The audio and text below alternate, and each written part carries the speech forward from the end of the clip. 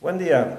Este video lo he realizado conforme a lo requerido para la actividad de esta semana titulada La filosofía judía, de la clase de Historia de la Filosofía Medieval. Para ello tomo como fuentes de información los textos de Etienne Gilson y Clemente Fernández. Para comenzar, debo decir que una de las características predominantes en los filósofos judíos es la notable influencia que tuvieron en ellos los filósofos árabes. Cabe recordar que en este periodo de finales del primer milenio y principios del segundo, los árabes son la potencia dominante en todo el Oriente Medio, el norte de África y la península ibérica. En estos territorios donde los judíos son más o menos asimilados culturalmente y donde encuentran en las cortes y en los palacios musulmanes los espacios para hacer filosofía. No en vano, pues, es la influencia árabe en el pensamiento judío. Esto, por supuesto, sin tomar en consideración otros rasgos y similitudes culturales y religiosas ya ancestrales. Otro aspecto que se debe tomar en cuenta es que en este periodo la teología y la filosofía aún no definen sus diferencias que conocemos en la actualidad, por lo cual los temas que abordan en su mayoría están relacionados con Dios y sus diversas manifestaciones. Gilson menciona a Sa'diyya ben Yosef, quien vivió en el siglo X en el Medio Oriente. Este filósofo se propone demostrar la existencia de Dios, al igual que otros filósofos europeos como Boecio, Juan Escoto Origena y San Anselmo. Sin embargo, a diferencia de estos, cuyo enfoque primordialmente es ontológico, Sa'diyya considera que para demostrar la existencia de Dios, primero se requiere demostrar que el mundo no es eterno. Si bien concuerda con San Agustín en su teoría de la creación a partir de la nada, difiere de este al oponerse al concepto neoplatónico de la difusión. En lo relacionado al tema del tiempo, Sa'diyya opina que el mundo tuvo que haber tenido un inicio en el tiempo. Prueba de ello es que el mundo es finito, consiste en partes que están entremezcladas, ya sea como sustancia o como accidente. Piensa que estas características no son nada compatibles con el concepto de eternidad. A diferencia de los filósofos cristianos de la época, opina que Dios posee en sí mismo todos los atributos imaginables, por lo que considera infundado el concepto de la Trinidad. Básicamente dice que Dios solo hay uno.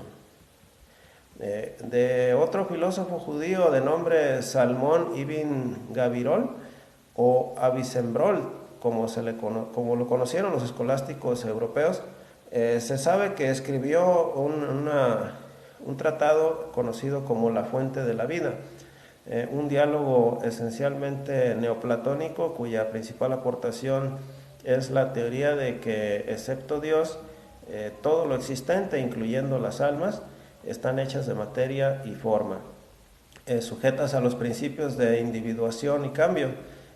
Dichas formas son múltiples en un mismo individuo, dependiendo el grado de generalidad de cada cuerpo, siendo 9 en total y sujetas a todas a lo que Ibn Gabirol llama voluntad, la cual determina los alcances y las formas de cada cuerpo.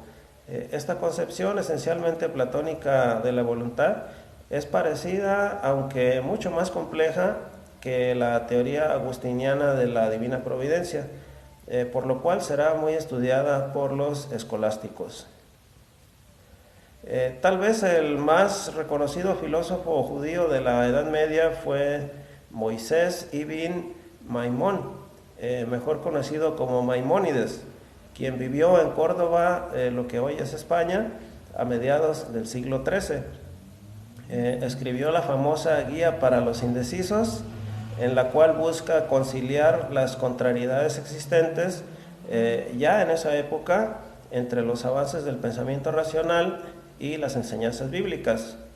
Acepta el concepto de la doble verdad de Boecio, esto es, que tanto los conocimientos filosóficos racionales y el conocimiento de los asuntos divinos son ambos válidos y de naturaleza diferente, pero opina que el primero se subordina al segundo, por lo que el propósito de la filosofía para Maimónides y luego para los escolásticos cristianos del siglo XIII y XIV será el de confirmar la veracidad de lo divino, o sea, la verdad de Dios.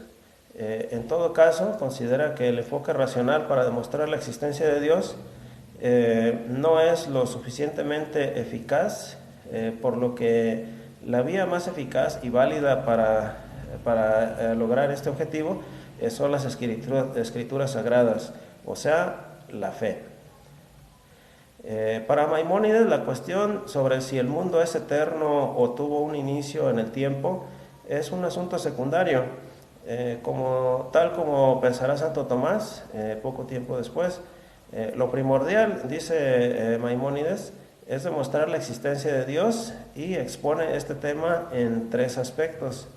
El primero es Dios como motor primordial e iniciador de todo cambio, lo que en Aristóteles conoceríamos como causa eficiente. Dios como ser necesario para explicar la creación y el sustento de la realidad. Y el tercero sería Dios como causa primera y causa final. Estas reflexiones, como se ve, ya son muy características de Aristóteles. Contrario a la tradición cristiana, Maimónides afirmará la unidad absoluta de Dios. Esto es, se opondrá a lo que es la Trinidad, las tres personas, el concepto de las tres personas, aun cuando esto obligue o haga necesario admitir que Dios proviene todo bien, pero también algo del mal. Cosa totalmente contraria a lo que mencionaba San Agustín, quien decía que el bien proviene de Dios y el mal proviene totalmente de la libre albedrío de las personas. Maimónides obviamente no va tan lejos como para exonerar de plano a la persona y su libre albedrío. Considera que la persona ocasiona la mayoría de los males. Concluyo esta presentación citando un párrafo de la Guía de Indecisos, también conocida como Guía para los Descarriados. En lo concerniente al propósito de dicha guía, el escritor admite que sus explicaciones no son infalibles y completas, si bien dicha falibilidad la atribuye a fin de cuentas al pobre entendimiento del lector. Escribe Maimónides: no digo que este tratado vaya a quitar toda duda al que no entienda, pero sí aclarará la mayoría y las más graves de las oscuridades. Yo, por el contrario, admito que esta presentación que estoy realizando en video es incompleta y tal vez oscura debido a mi falta de pericia y por la brevedad de la misma, pero no por falta de capacidad de entendimiento de quienes vean este video. En todo caso, pido disculpas de antemano por cualquier carencia y los invito a hacer sus comentarios. Muchas gracias, pasen buen día. Hasta luego.